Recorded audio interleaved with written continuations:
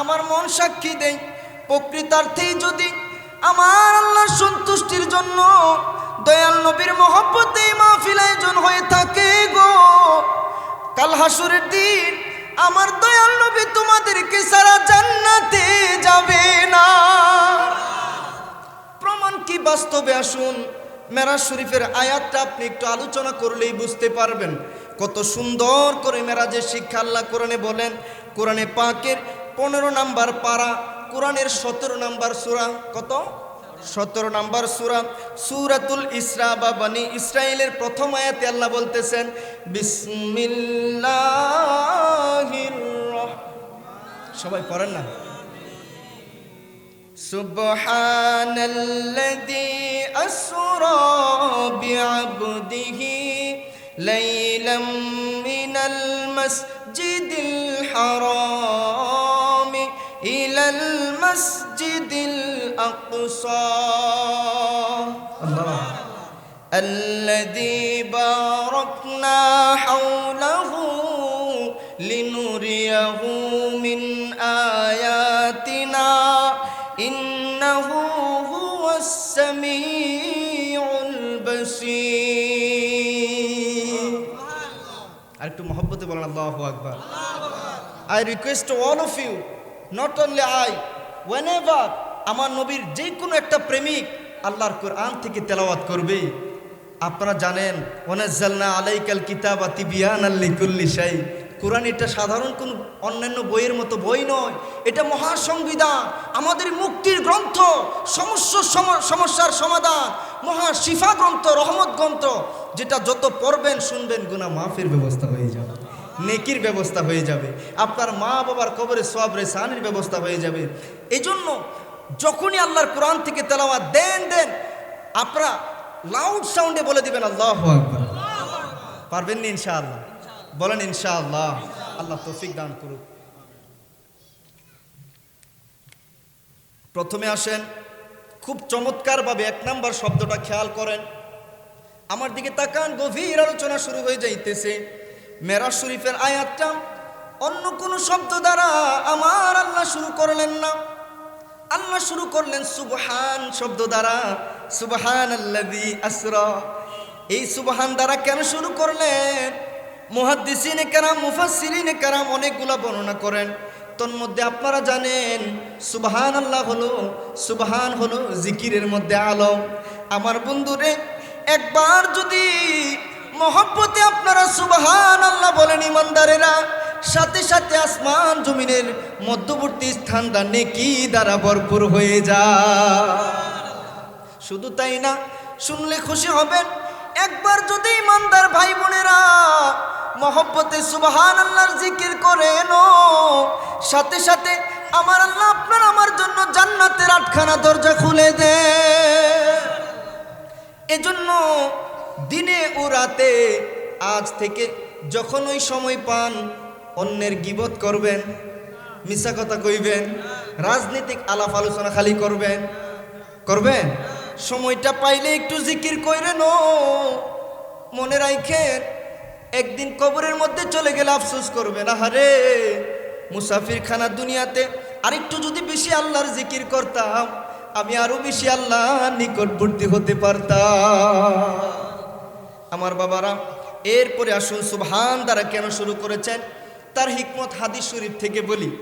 বুখারী শরীফের হাদিস 15 নাম্বার পারা, কিতাবু মানাকিবিল আনসার, বাবু মেরাজের মধ্যে দীর্ঘ হাদিস, লম্বা হাদিস। আমার নবীজি বলেন, আমি হাতিমে কাবা অথবা হিজরি কাবার মধ্যে মুত্তাজিআন, আমি নবী শোয়া ছিলাম, ইজ আতানি আতিন, হঠাৎ করে আমার ঘুমের ঘরে হঠাৎ করে এক আগন্তুক অর্থাৎ জিব্রাইল আলাইহিস সালাম আসলেন, আয়েশা আমার নিকট, ফাশাক্কা মা বাইনা হাযিহি ইলা হাযিহি, আমার এই স্থান থেকে এই স্থানে এসেই কেটে ফেললেন, আমার বুকটা কেটে ফেললেন, অর্থাৎ সিনা চাক করলেন, বক্ষ বিদীর্ণ করলেন, ওপেন হার্ট সার্জারি করলেন, শককে সদর করলেন।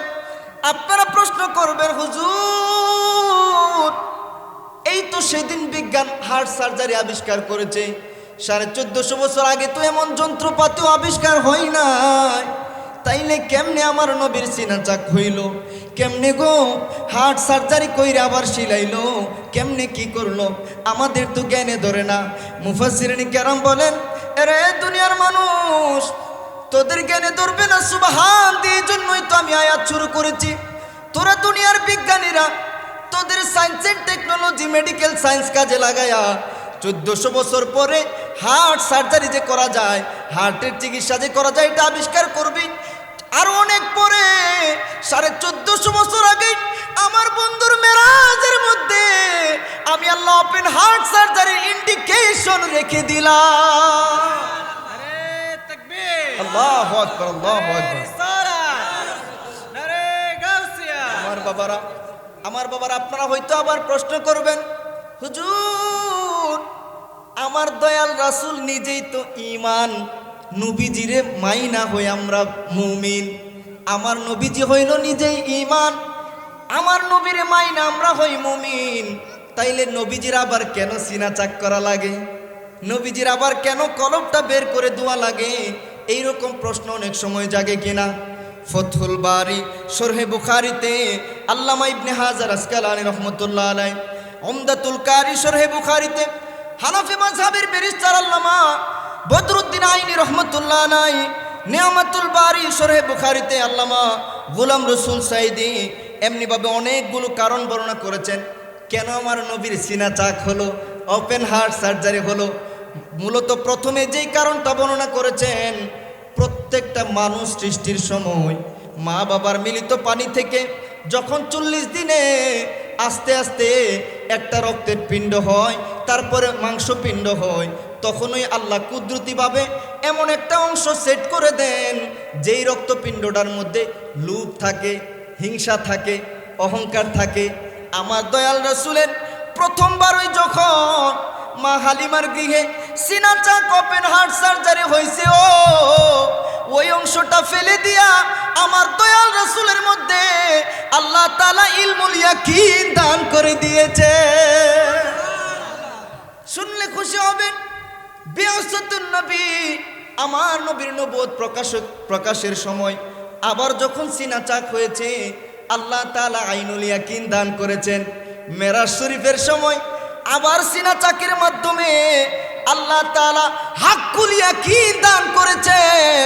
আল্লাহ তাআলা কলব মুবারকটা বের করে জিব্রাইলের মাধ্যমে ওই যে আবে জমজমের মধ্যে ধুয়াইছেন, আবে জমজমের পানি কিয়ামত পর্যন্ত মহামধুর পানি, মহাশিফা পানি হয়ে গেছে। আল্লাহ আমাদের সবাইকে একবার হলো আবে জমজমের পানি খাওয়ার তৌফিক দিন, সরাসরি গিয়া খাওয়ার তৌফিক দিও আল্লাহ। সরাসরি সবগুলা নবীর আশেকরে একবার হলো দয়াল রাসূলের রওজায় গিয়া মন ভরে সালাম দিয়ে কলিজাটা ঠান্ডা করার তৌফিক দিন। আর একটু মহব্বতে বলা যাবে আল্লাহুম্মা আমিন? আর একটু জোরে বলেন আল্লাহুম্মা আমিন। আপনি সামনে আসুন, এখানে আসুন, সামনে খালি রেখে পিছে আপনারা দুজন সামনে আসেন। সালাতুন ইয়া রাসূলুল্লাহ আলাইকুম সালামুন ইয়া হাবিবাল্লাহ আলাইকুম সালাতুন ইয়া রাসূলুল্লাহ। স্টেজ খালি রাখছেন, আপনারা বসেন। মহব্বতে একটা ডাক দেন তো, আল্লাহ আল্লাহ গো, তোমার রহমত সর্বত্র বিরাজমান। মাবুদ, তোমার দয়া ছাড়া আমাদের কারো জীবনের ভাগ্য পাল্টানোর ক্ষমতা নাই। আজকে গাউসিয়া আবাসিক এলাকা থেকে আমরা জানতে চাই, তুমি তোমার বন্ধুকে কেন এত উপরে নিলা? কেন গো আরশ কুরসি লৌহ কলম দেখাইতে তো উপরে নিয়ে গেলা, তোমার বাড়িতে নিলা? আল্লাহ গো, তুমি তো তোমার রহমত কুদরত তো সর্বত্র বিরাজমান, কেন নিলা, কেন নিলা? আল্লাহ বলেন লিনুরিয়াহু মিন আয়াতিনা। আরে দুনিয়ার বান্দারা, আমার নবীকে আমি আল্লাহ ওই এক রাত্রে আমার বহু নিদর্শন দেখিয়েছি। তোরা কে জান্নাতি কে জাহান্নামী সব দেখাইছি। তোদের ওপেন হার্ট সার্জারি করলে ব্যথা লাগে, রক্ত বের হয়, অবশ করতে হয়, বেহুশ করতে হয়। কিন্তু আমার নবী বলেন, আমাকে না বেহুশ করতে হয়েছে, না অবশ করতে হয়েছে, না কোনো রক্ত বের হয়েছে। এ কথাই প্রমাণ করে আমার দয়াল রাসূল সৃষ্টিকুলের মধ্যে নিঃসন্দেহে বেমেসাল বেনজির সৃষ্টিকুলের শ্রেষ্ঠ নবী মুস্তাফা। আরো জোরে বলেন সুবহানাল্লাহ। আল্লাহ তাআলা এক মুহূর্তের মধ্যে আল্লাহ বহু বান্দাদের নিদর্শন দেখাইছেন। মুহূর্তের মধ্যে মক্কা থেকে মদিনা শরীফ বন্ধুগো সমস্ত নবীদের ইমামতি, প্রথম আসমান, দ্বিতীয় আসমান, তৃতীয় আসমান, এভাবে 7 আসমান ভেদ করে, আসমান জমিন গ্রহ নক্ষত্র সবগুলা গ্যালাক্সি ভেদ করে, এমনকি হাক্কুল ইয়াকিন খুদ বারি তাআলা আল্লাহর দিদার পাওয়ার মতো সৌভাগ্য একজনেরই হয়েছে সৃষ্টিকুলের মধ্যে, তিনি হলেন আপনার আমার নবী মুস্তাফা। আর একটু জোরে বলেন সুবহানাল্লাহ। আপনারা হয়তো বলবেন হুজুর মাথায় তো ধরে না, মাথায় ধরে না। ওই সময় তো 1450 বছর আগে না রকেট আবিষ্কার হয়েছে, না বিমান আবিষ্কার হয়েছে। কেমনে গো এই এক মুহূর্তের মধ্যে সমস্ত আসমান জমিন গ্রহ নক্ষত্র আরশ কুরসি লৌহ কলম দেখলেন? মুফাসসিরগণ বলেন, আরে দুনিয়ার মানুষ, এই জন্যই তো সুবহান আল্লাহ, তিনি সুবহান দিয়ে আল্লাহ এই জন্যই তো শুরু করেছেন। তোরা সায়েন্টিস্টরা সায়েন্স এন্ড টেকনোলজির নলেজ কাজে লাগায়া তোরা বিমান রকেট আবিষ্কার করবি পরে রে। 1450 বছর আগে যার উসিলায় কুল কায়নাত সৃষ্টি, সেই নবীর মেরাজের মধ্যে আল্লাহ তাআলা বিমান রকেটের ইন্ডিকেশন রেখে দিছে। আর কি জোরে কোন আল্লাহু আকবার। এজন্য মুহূর্তের মধ্যে আমার নবীর সামনে যখন বুরাক হাজির, বুরাক শব্দটি বারকুন থেকে, আপনারা বুঝতেছেন? বারকুন শব্দের অর্থ হলো বিদ্যুৎ। বলেন কি? বিদ্যুৎ। অর্থাৎ বুরাক এটা এমন প্রাণী, ওর দৃষ্টিসীমা যতটুক যায় ও একটা কদম এত দূরে রাখে। এরকম একটা বুরাক দিয়ে আমার নবীকে আল্লাহ তাআলা ইসরা করাইলেন। আল্লাহ তাআলা সিদরাতুল মুনতাহা পর্যন্ত নিলেন, তারপরে রফরফে হলেন সওয়ারি। আপনাদের প্রশ্ন আসবে, হুজুর এখন খুব কঠিন প্রশ্ন, আমার নবী যখন মেরাজে যায়, আমার নবী মুসা নবীর কবরের পারে গিয়া দেখে মুসা নবী নামাজ পড়ে, মুসা নবীর জিয়ারত করলেন। আবার যখন মসজিদে আকসায় গিয়া সমস্ত নবী রাসূলদের ইমামতি করে, আমার নবী দেখে ওইখানেও মুসা নবী হাজির। আবার গেলেন ষষ্ঠ আসমানে, ষষ্ঠ আসমানে ওই গিয়া দেখে ও সেইখানে আগে আগে মুসা নবী হাজির। হুজুর মুসা নবীর নূরের যদি এমন পাওয়ার হয় গো, মুসা নবীর নূরের পাওয়ার দিয়া যদি বুরাকের আগে আগে উনি মসজিদে আকসায় যাইতে পারে, ষষ্ঠ আসমানে যাইতে পারে, আপনারাই জবাব দেন আমার নবীর নূরের পাওয়ার আরো কম না বেশি? ঘুমায় গেছে গা গুরু, এটা কার লাগে আনছেন লিমন ভাই? তাবারক কারে দিমু? আর সবচেয়ে বড় তাবারক হইল গিয়া মহব্বতে যখন আপনারা আল্লাহরে নবীজিরে ডাক দিবেন, জান্নাতের বাগানে রেসপন্স করবেন, আপনাদের এক একটা রেসপন্স হয়ে যাইতে পারে গুনাহ মাফের উসিলা। শুনলে খুশি হবেন। নেমাতুল বারিতে আল্লামা গোলাম রসুল সাঈদী অনেকগুলো কারণ বর্ণনা করেছেন, তন্মধ্যে সুন্দর একটা কারণ আমার কাছে ভালো লেগেছে। সেটা হলো, দেখেন দাওয়াতের 3 ধরনের সিস্টেম আছে। দাওয়াতের কয় ধরনের সিস্টেম আছে? 3টা ক্যাটাগরি। ধরেন থার্ড ক্যাটাগরি হলো আমার কলিজার টুকরা লিমন ভাই বা আমার এই মহব্বতের মুরব্বীরা, আমার যে ভাইয়েরা আছে, রেজাউল ভাই, আবুল বশর ভাই, রাইহান ভাই, আরিয়ান রাব্বি ভাই, আশরাফুল ইসলাম ভাই, শাখাওয়াত হোসেন ভাই, ঈশান আনোয়ার, আয়ুব মোল্লা ভাই, এইভাবে অন্যান্য মুরব্বীরা শুধু আমার কাছে গিয়া অথবা চিঠিতে অথবা মেসেজে আমার দাওয়াত দিল যে হুজুর এত তারিখ আপনি আসবেন, অথবা যে কোনো দূরের একটা মাহফিলে আমাকে দাওয়াত দিল। একটা হলো শুধু দাওয়াত, এটা থার্ড ক্যাটাগরি। আমি নাহিদ সাহেবের দাওয়াত দিলাম, মাওলানা নাহিদ আল ফারাবি সাহেব আপনি অমুক তারিখে আমার এখানে আসবেন, আমার একটা অনুষ্ঠান আছে, শুধু দাওয়াত দিলাম, এটা হলো থার্ড ক্যাটাগরি। সেকেন্ড ক্যাটাগরি দাওয়াত হলো আমি দাওয়াতও দিলাম, একটা গাড়িও পাঠিয়ে দিলাম, আরেকটু সম্মান দিলাম যে আপনি এই গাড়িটা দিয়ে আসবেন, আসতেই হবে, না আসলে হবে না। আরেকটা হলো ফার্স্ট ক্লাস ক্যাটাগরির, দাওয়াতও দিলাম, গাড়িও পাঠাইলাম, আবার একজন খাদেমও পাঠিয়ে দিলাম। আমার মাওলানার এই সম্মান দিয়ে আনবা। কিভাবে আনবা? সম্মান দিয়া। আমার আল্লাহ বলেন, এরে জিব্রাইল যারে যা, আমার যেই বন্ধু নবীরে না বানাইলে কুল কায়নাত বানাইতাম না রে। তুই ফেরেশতাদের লিডার, অ্যাঞ্জেলস হলে কি হবে, যা আমার বন্ধুর খাদিম হইয়া বুরাক নিয়ে আমি আল্লাহর দাওয়াতে আমার বন্ধুরে আমার বাড়িতে মেরাজে লইয়া। এজন্য আরো জোরে বলেন না সুবহানাল্লাহ।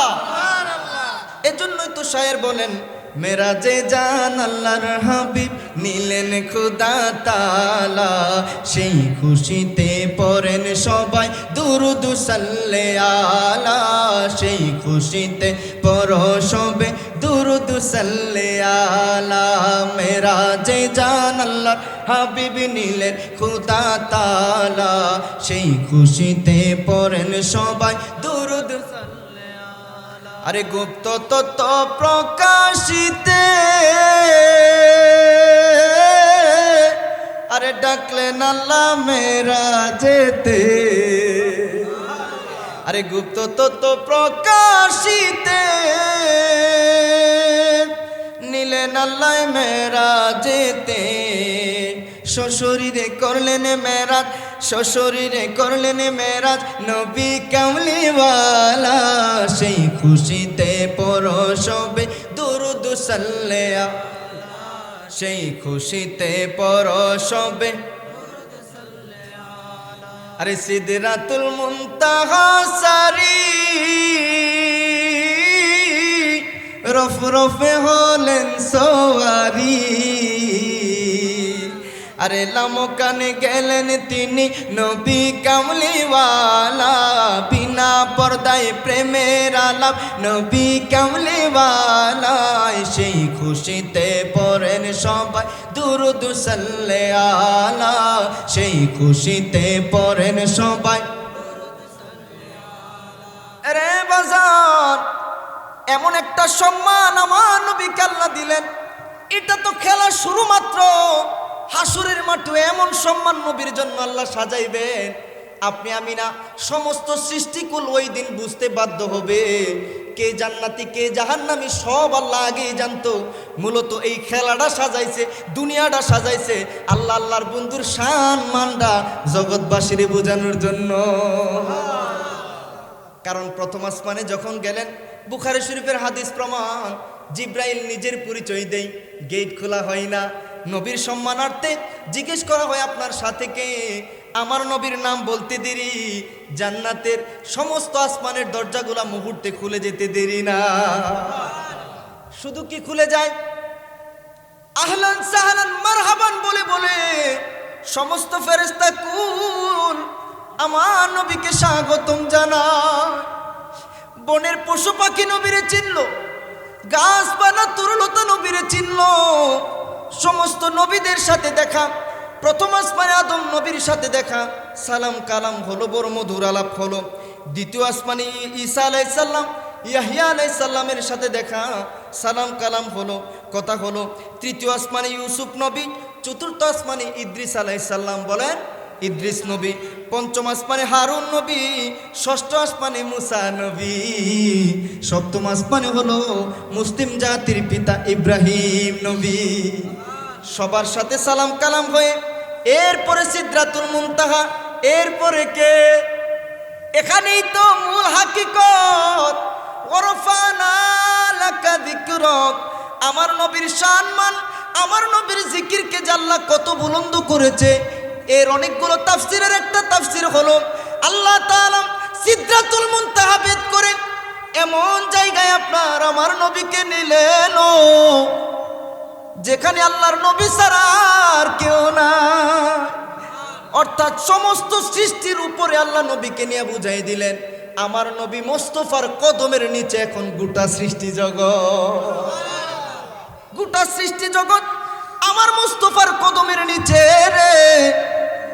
জলিল কদর কিছু পয়গম্বর সাত আসমান পর্যন্ত ভাগ হয়ে হয়ে ওনারা আমার নবীকে তাজিম করার সুযোগ পেয়েছে, কিন্তু আরশে আজিম পর্যন্ত যাইতে পারছে একজন ওই, আপনারা বলেন তিনি কে? নবী মোস্তফা। এজন্য আমার আলা হযরত কি সুন্দর করে বলেন, आसमानों पर सब नबी रह गए, अर्श आज़म पे पहुंचा हमारा नबी सबसे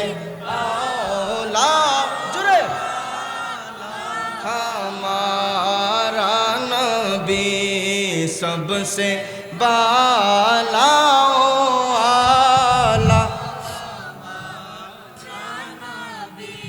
বাজান কষ্ট হচ্ছে, বন্ধুর বাড়িতে বন্ধু গেলে কিছু নিয়ে যায়। আপনারা প্রশ্ন করবেন, হুজুর আমার নবী আল্লাহর বাড়িতে কি নিয়ে গেলেন? আমার নবী বলেন, আমি আমার আল্লাহ তাআলার জন্য 3টা কালাম নিয়ে গেলাম। কয়টা কালাম? 3টা কালাম সবাই পারেন।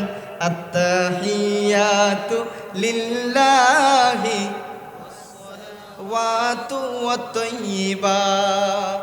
আত্তাহিয়াতু লিল্লাহি ওয়াসসালাওয়াতু ওয়াত-তাইয়্যিবাত 3 কালাম নিয়ে আল্লাহ তাআলার সামনে বললেন। আমার আল্লাহ এত খুশি হলেন, এরে দুনিয়ার মানুষ, আমার নবীকে আমার আল্লাহ বলেন, আসসালামু আলাইকা আইয়ুহান নাবিয়্যু ওয়া রাহমাতুল্লাহি ওয়া বারাকাতুহু। বন্ধু বন্ধুর সাথে কি প্রেমের আলাপ! সর্বপ্রথম নবীর তারিফ করেছে আল্লাহ, আমার নবীজি তারিফ করেছে আল্লাহর, আল্লাহ তারিফ করেছে নবীজির। এজন্যই তো শায়ের বলেছেন, আরে খুদা কি আজমতে ক্যা হে, আরে মোহাম্মদ মুস্তফা জানে, अरे मकामे मुस्तफा क्या है, मकामे मुस्तफा क्या है, मोहम्मद का खुदा जाने। सदा दुनिया रसूल अल्लाह अलैकुम सलामुनिया। বাজান আপনাদের কষ্ট হচ্ছে, আরেকটু মহব্বতে বলেন আল্লাহু আকবার। এর জন্য আমার নবী কি আনলেন, আমাদের জন্য উপহারটা কি কি দিলেন? 1 নাম্বার উপহার লন, আমার নবী আল্লাহ পাকের সালাম পেয়ে, আল্লাহ পাকের রহমত পেয়ে নিজের জন্য রেখে দেই নাই। আমার নবী আল্লাহর নিয়ামত সালাম সমস্ত উম্মতের মধ্যে বিলীন করে দিয়ে আমার নবী বলেন, আসসালামু আলাইনা ওয়া আলা ইবাদিল্লাহিস সালিহিন। গভীর খেয়াল না করলে বুঝবেন না, এগুলো গভীর তাত্ত্বিক আলোচনা খেয়াল করেন। আসসালামু আলাইনা এখানেই তো জমা ব্যবহার করে, আলাইনা আমাদের সবার উপরে, সমস্ত সৃষ্টির উপরে, সমস্ত উম্মতের উপরে আল্লাহর রহমত, আল্লাহর সালাম হয়ে গেল। আমার নবী আবার কেন বলে ওয়ালা ইবাদিল্লাহিস সালিহিন, ওলিদের কথা খাস করে কেন বলে? আমার নবী জানতো রে, একদল নামদারি মুনাফিক মার্কা মুসলমান বের হয়ে যাবে রে, যারা নাকি ওলিদের শানে বেয়াদবি করবে, ওলিদের শান আজমতকে অস্বীকার করবে, আউলিয়া কেরামের মাজারে হামলা করতে চাইবে, আউলিয়া কেরামের শানে বেয়াদবি করে নিজেদের ঈমান আমল সব নষ্ট করবে। অথচ আল্লাহ কোরআনে বলেছেন, এমনকি আল্লাহ কোরআনেই বলে দিয়েছেন, আল্লাহ ইন্না আউলিয়া আল্লাহি লা খাউফুন আলাইহিম ওয়া লা হুম ইয়াহজানুন। হাদিসে কুদসিতেও আসছে বাজার, মান আদালি ওয়ালিয়ান ফাকাদ আযানতুহু বিল হারবে। ওলির বিরোধিতা করা মানে আল্লাহর বিরুদ্ধে যুদ্ধ ঘোষণা করা। যারা ওলির বিরোধিতা করবে স্বয়ং আল্লাহ তাদের বিরুদ্ধে যুদ্ধ ঘোষণা করে। এই ওলিদের শান বাড়িয়ে দিয়েছে কে? এজন্যই তো আল্লাহ তাআলার প্রিয় নবী আবার বলেছেন, ওয়ালা ইবাদিল্লাহিস সালিহিন। আরে যুবক ভাইরা, আমার মুরব্বী বাবাজিরা, কোনদিন আজকে একটা ওয়াদা করে যাবেন, কোনদিন ওলিদের সাথে বেয়াদবি করব না। কোনদিন কোনো পাগল রে, কোনদিন কোনো মুরব্বী হোক, রাস্তার একটা সাধারণ মানুষ হোক, মানুষের মনে কষ্ট দিব না। আর তিনি যদি আল্লাহর ওলি হন, তিনার সাথে চুল পরিমাণ বেয়াদবি করব না। এটা সেন্সিটিভ জোন, খুব মনে রাখবেন। আচ্ছা আপনারা বলেন ওলি মানে কি? এই উত্তর দাও, পানামা বলো, ওলি মানে কি? বন্ধু। ওলি মানে কার বন্ধু? আমনে বানাইছে? আমনে বানান নাই, উনি বানাইছে। কেন বানাইছে?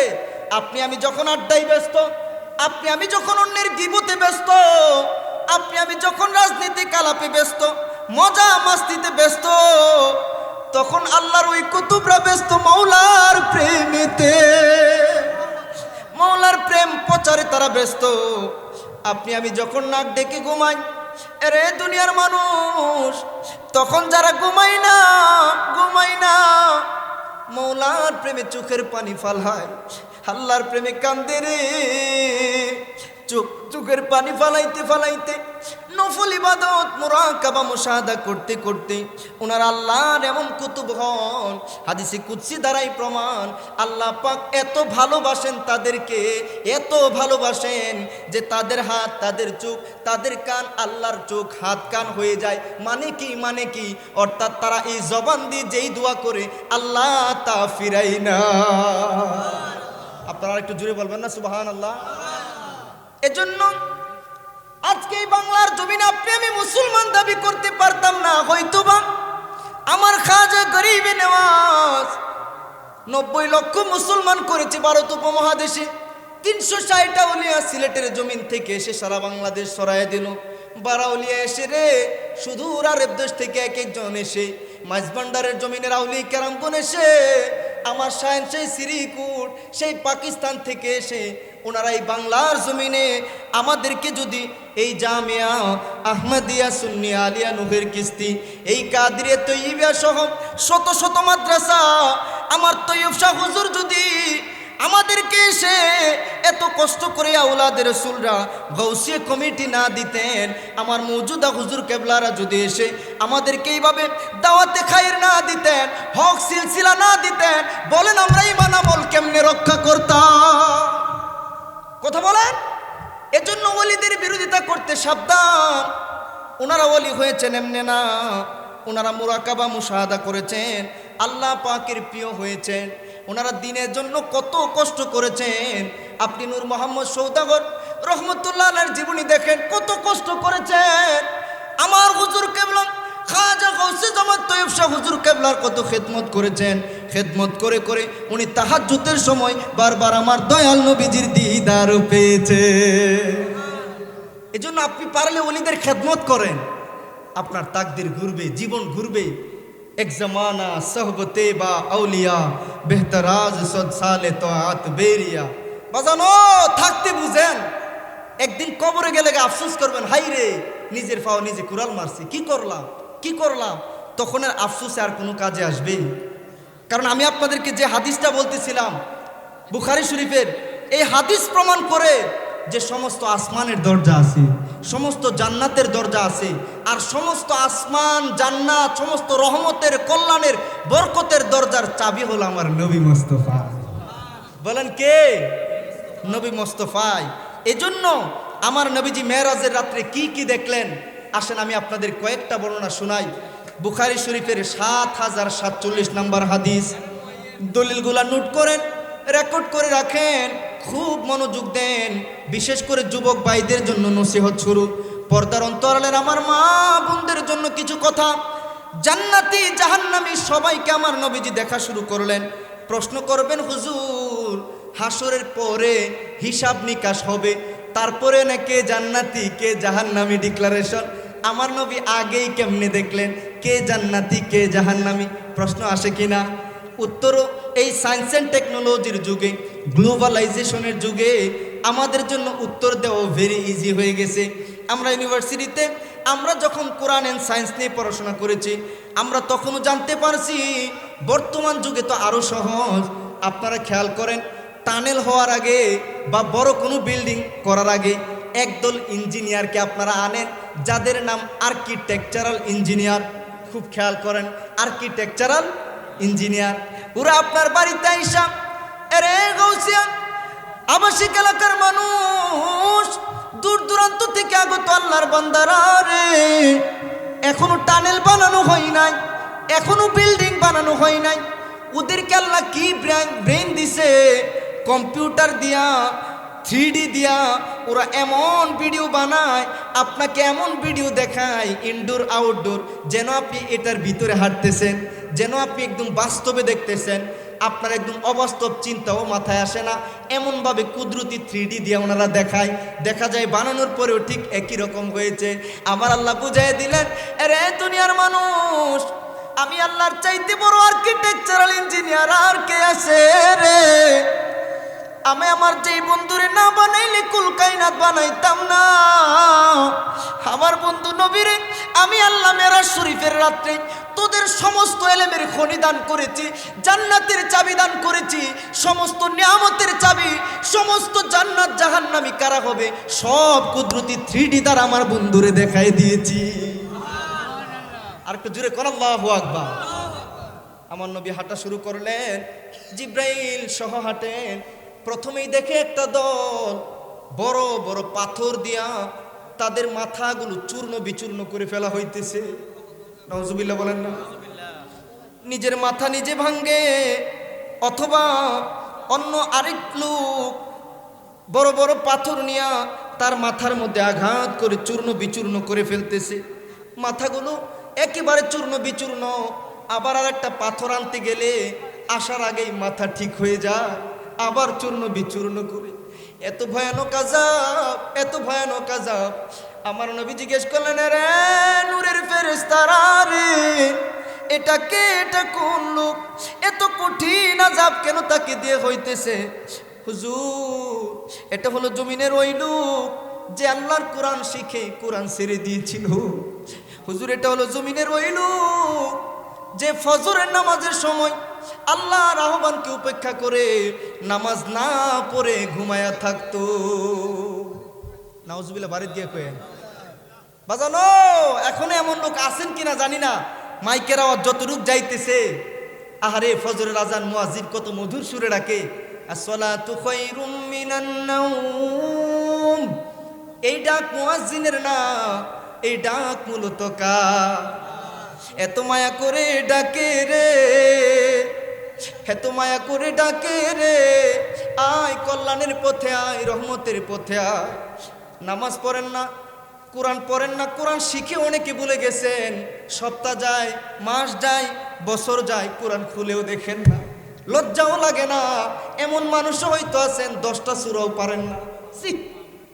কেমন নির্লজ্জ হয়ে গেলেন, কেমন নির্লজ্জ হয়ে গেলেন। আহারে, আপনাদের জন্য নবী কত কান্দা কাঁদছি। সবসময় দয়াল রাসূল বলতো, কবর বড় ভয়ানক ফিতনার জায়গা, কবরকে ভয় করো, কবরকে ভয় করো। আমার নবী বলতো, কবর প্রতিদিন যেন তোমার ডাকতেছে, দুনিয়ার মানুষ রে, আমি বড় অন্ধকার পোকামাকড়ের ঘর রে, আমি বড় অন্ধকার পোকামাকড়ের ঘর। আমার ভিতরে আলো না লইয়া, আমার ভিতরে ঔষধ না লইয়া আইসো না।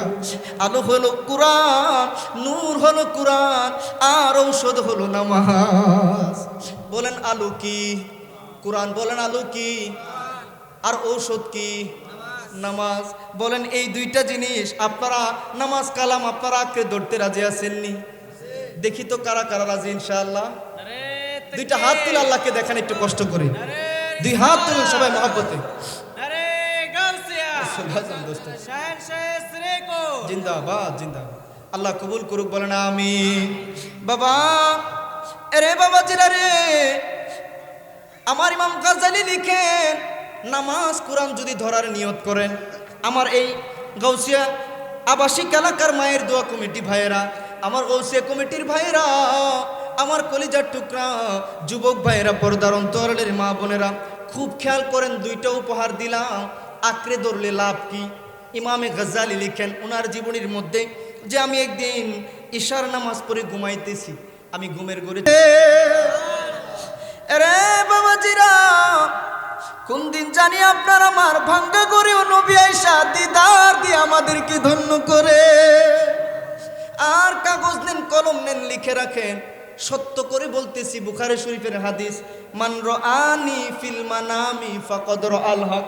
কেউ যদি আমার দয়াল নবীর স্বপ্নে যুগেও একবার দেখতে পারেন, ও আপনার বাঙ্গা কপাল জোড়া লেগে গেছে, আপনার কলিজায় আর কোনো ব্যথা নাই, নাই, নাই।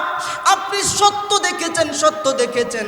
লিআন্না শাইতানা লা ইয়াতামাসসালু বি, কেননা শয়তান দুনিয়ার সবার সুরত ধরতে পারলেও আল্লাহর বন্ধু নবীর সুরত ধরার ক্ষমতা আল্লাহ শয়তান কেউ দেয় না।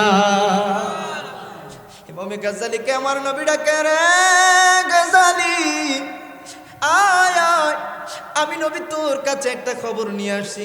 হুজুর কি খবর নিয়ে আসছেন? এরে গাজালি, ওই যে ওই এলাকার অমুক মহল্লার আমার এক উম্মত আব্দুর রহমান করে তার নাম, সে দুনিয়া থেকে বিদায় হয়ে গেছে, দুনিয়া থেকে বিদায় হয়ে গেছে। এরে গাজালি যা, আমি নবী তারে ঘোষণা দিলাম লোকটা জান্নাতি, জান্নাতি। আমি ঘোষণা দিলাম যা বড় আদরের সাথে লোকটার গোসলের কাফন দাফনের ব্যবস্থা কর। ইমাম গাজ্জালী বলেন, আমি ঘুম থেকে উঠে ওই ঠিকানা মনে রেখে ঠিক ঠিক জায়গায় গেলাম, দেখলাম ঠিকই লোকের একটা মৃত লোকের কাফন দাফনের ব্যবস্থা করতেছে। আমি ছুটে গেলাম তাদের কাছে, কে গো আপনারা আব্দুর রহমানের জানাজার জন্য এসেছেন? আমি এসেছি, চলুন আমরা সবাই মিলে ওনার গোসলের ব্যবস্থা করি, কাফন দাফনের ব্যবস্থা করি। লোকেরা এক একজন দেখে তো অবাক, হুজুর আপনি জামানার এত বড় একজন আলেম, হুজুর আপনাকে দাওয়াত দিয়েও পাওয়া যায় না, আমাদের তো মনেও নাই আপনাকে দাওয়াত দেওয়ার কথা, আপনি কেমন করে গো এই সাধারণ মানুষের জানাজার মধ্যে আজকে হাজির হয়ে গেলেন? আবার ইমাম গাজ্জালী জবাব দেয়, এরে আব্দুর রহমানের আত্মীয় স্বজনেরা, তোরা দাওয়াত দিতে ভুল করতে পারস। এই আব্দুর রহমান এমন আমল দুনিয়াতে কইরা গেছে রে, আমার দয়াল রাসূল নিজে আইসা তার খবর দিয়া গেছে। আর একটু জোরে কন্যা সুবহানাল্লাহ। কে আছেন আব্দুর রহমানের ওলিয়া আওলাদ? কে আছেন আত্মীয় স্বজন? হুজুর আত্মীয় স্বজন তো কেউ নাই, উনি ওনার বিবিকে শুধু রাইখা গেছে। ঠিক আছে, গোসল কাফন দাফন শেষে পর্দার সাথে ব্যবস্থা করে দিলেন। বিবির সাথে একটু প্রশ্ন করি, আমি জানতে চাই কি সে আমল দুনিয়াতে সে করে গেছে যার কারণে তার এত এত মর্যাদা।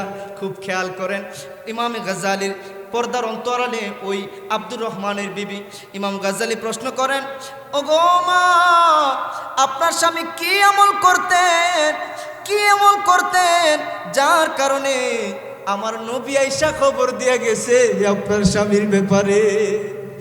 বলে, হুজুর আমার স্বামী বড় কোনো আলেম ছিল না, বড় কোনো আমলওয়ালাও ছিল না, উনি তো সাধারণ একটা কাঠমিস্ত্রি ছিল, কাঠমিস্ত্রি ছিল, বড় কোনো আমল জানতো না, করতো না। তবে আমি দুইটা কাজ করতে সব সময় দেখতাম হুজুর, আমি দেখতাম আমার স্বামী কাঠ কাটতে বন জঙ্গলায় যাইতো, যদি কোনো কঠিন বন জঙ্গলায়ও যাইতো কাঠটা কাটার জন্য উনি কুড়ালটা উপরে উঠাইছে। এমন সময়ও যদি আল্লাহর ডাক মুয়াজ্জিনের কণ্ঠে হাইয়া আলাস সালাহ হাইয়া আলাল ফালাহ আল্লাহু আকবার ডাক আসতো, আবার স্বামী আর কুড়ালটা এদিক দিয়ে নিচে নামাইতো না, সাথে সাথে কুড়ালটা নিচে রাইখা উনি আল্লাহর ডাকে সারা দিয়া মসজিদে চলে যাইতো,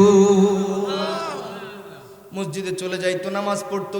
হুজুর আমি আরেকটা কাজ করতে দেখতাম, এমন একটা রাত্র নাই গো যেই রাত্রে হুজুর আমরা খাওয়া দাওয়া করে দাঁত ব্রাশ করে আমরা দৌড়ায় ঘুমাইতে যাই, আমার স্বামী কোরআনটা নিয়া আল্লাহর কোরআন পড়ার চেষ্টা করতো।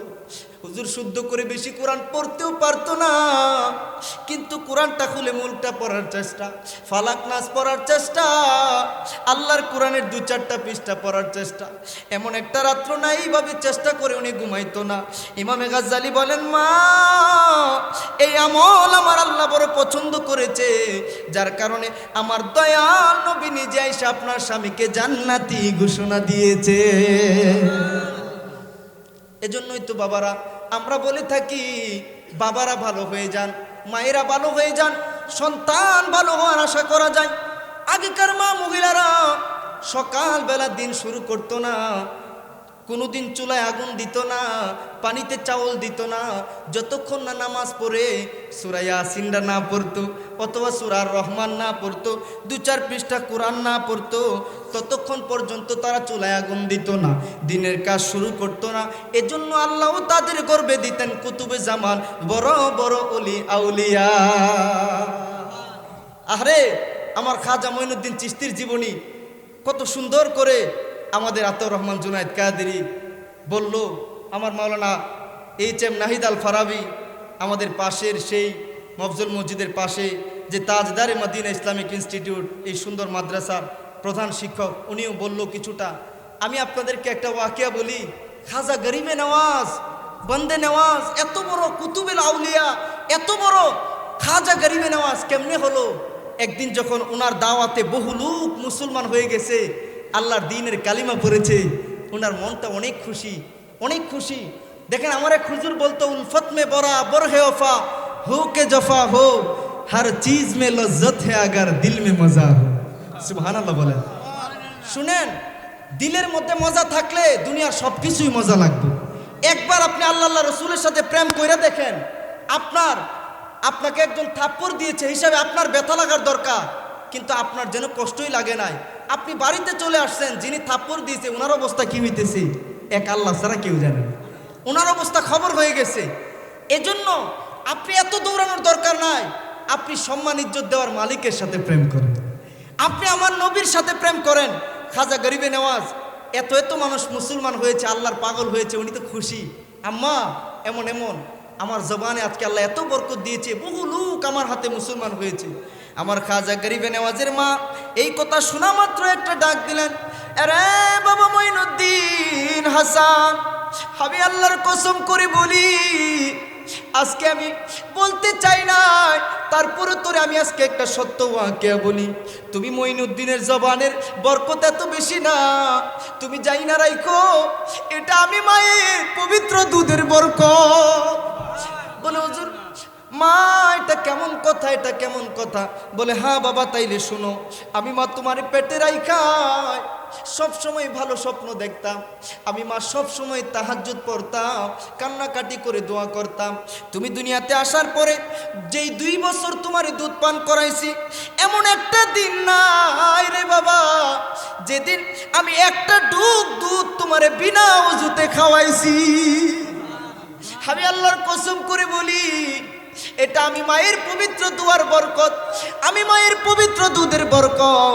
একবার উচ্চ কণ্ঠে বলেন আল্লাহু আকবার। আজ কোথায় আমাদের সেই মায়েরা? কোথায় কোথায় আজকে সেই বোনেরা? কোথায় সেই মায়েরা যারা কোরআন না পড়ার কারণে, যারা সন্তান নামাজ না পড়ার কারণে, ঘরের মধ্যে দিন না শেখার কারণে খানা বন্ধ করে দিত, সন্তানকে ধমক দিত, আর আজকে শুধুমাত্র দুনিয়াবি খ্যাতির জন্য দৌড়াদৌড়ি, রাস্তাঘাটে আওয়াজে বের হওয়া যায় না। অথচ আল্লাহ তাআলা একটু চেঞ্জ হওয়ার জন্য, ফিতনার দরজা বন্ধ করার জন্য কত আয়াত নাজিল করে আমাদেরকে বলে দিয়েছেন, আমাদেরকে বুঝাই দিয়েছেন যে আমরা দুর্বল মানুষ, দুনিয়াতে আসছি মুসাফির খানা হিসেবে পরীক্ষা দেওয়ার জন্য। কথা বলেন ঠিক কিনা? মা গো মেয়ে লোকেরা, আপনারা তো আমাদের মা, আমরা সমস্ত ওলিরা, সমস্ত নবীরাই তো, সাইয়েদনা ঈসা আলাইহিস সালাম, আদম আলাইহিস সালাম বাদে সমস্ত নবীরাই তো একজন মায়ের পেটে হয়েছে। আমরা তো আপনাদেরকে তাজিম করি, জান্নাত মায়ের পায়ের নিচে। আমরা চাই আপনারা জান্নাতি হন। এজন্য আপনাদেরকে একটু পরিবর্তন হতে হবে, পর্দা মেনটেন করে চলতে হবে, নামাজ পড়তে হবে, কোরআন পড়তে হবে।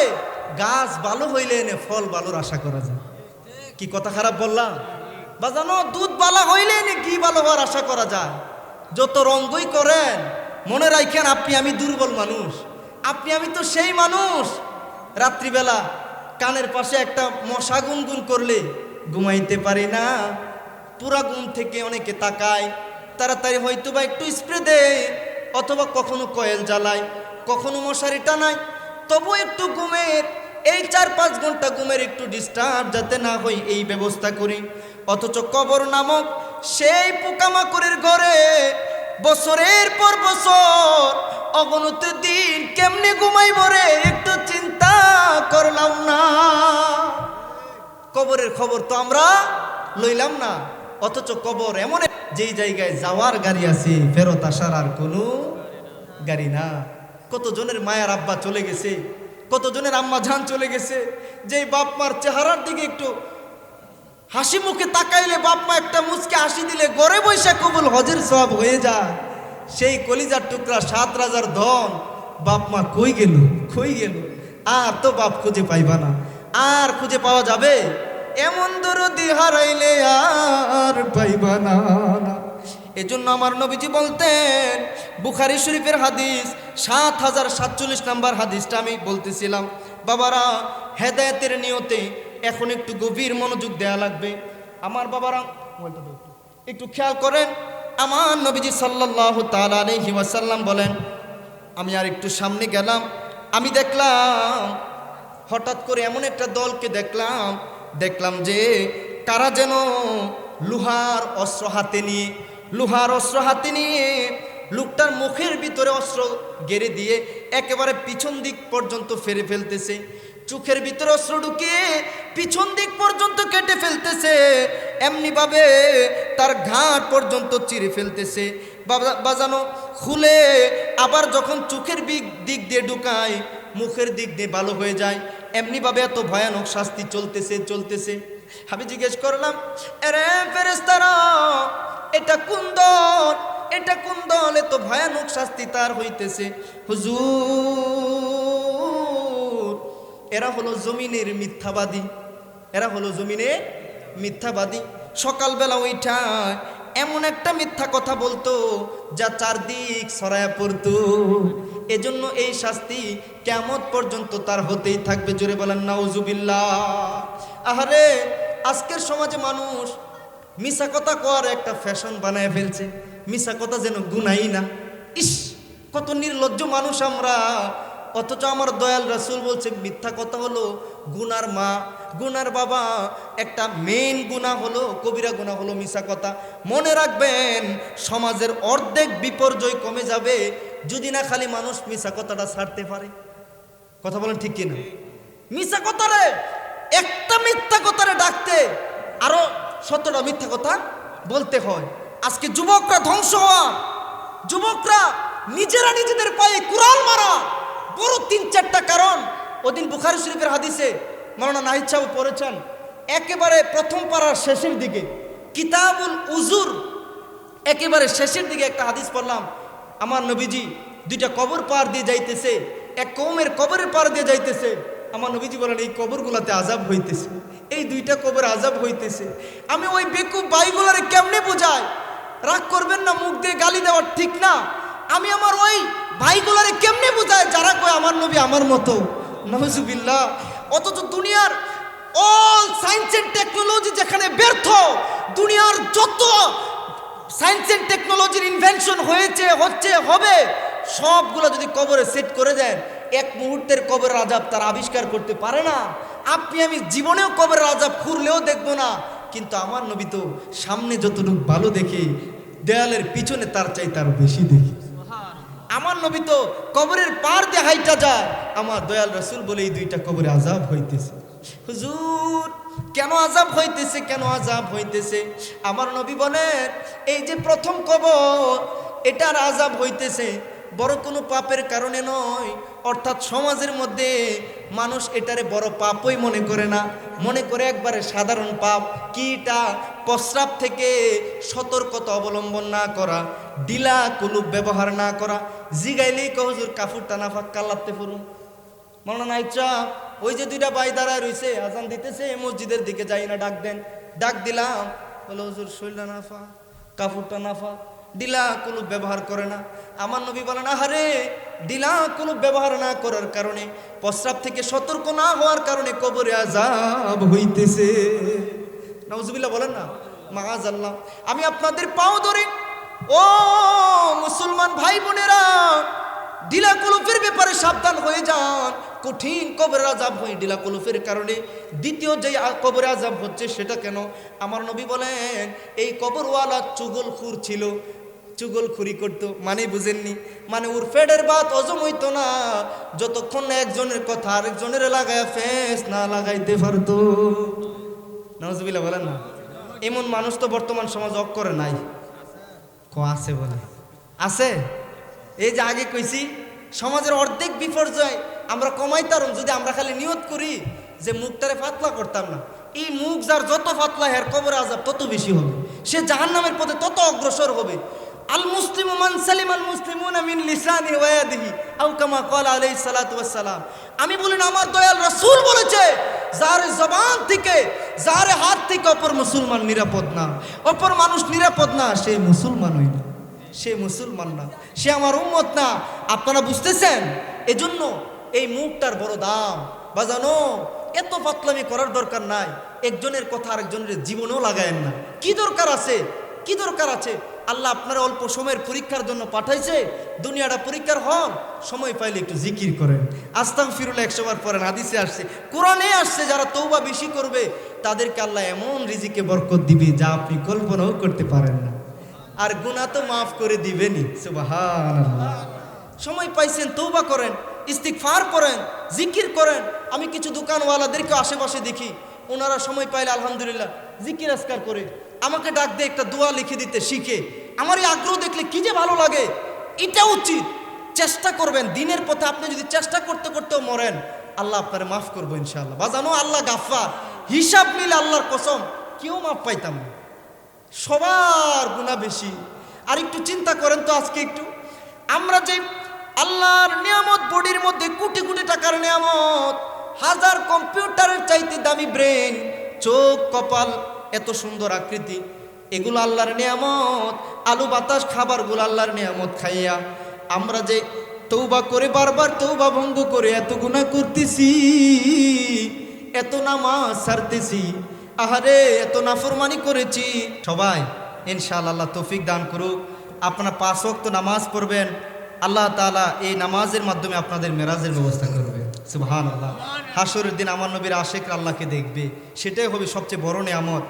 আমার নবীজি দেখেছিলেন রক্তের নদীতে সাঁতার কাটতেছে একদল লোক, যারা কিনারে উঠতে পারে না, আবার পাথর তাদের মুখে ঢুকিয়ে দেয়। তারা ছিল দুনিয়ার সুদখোর।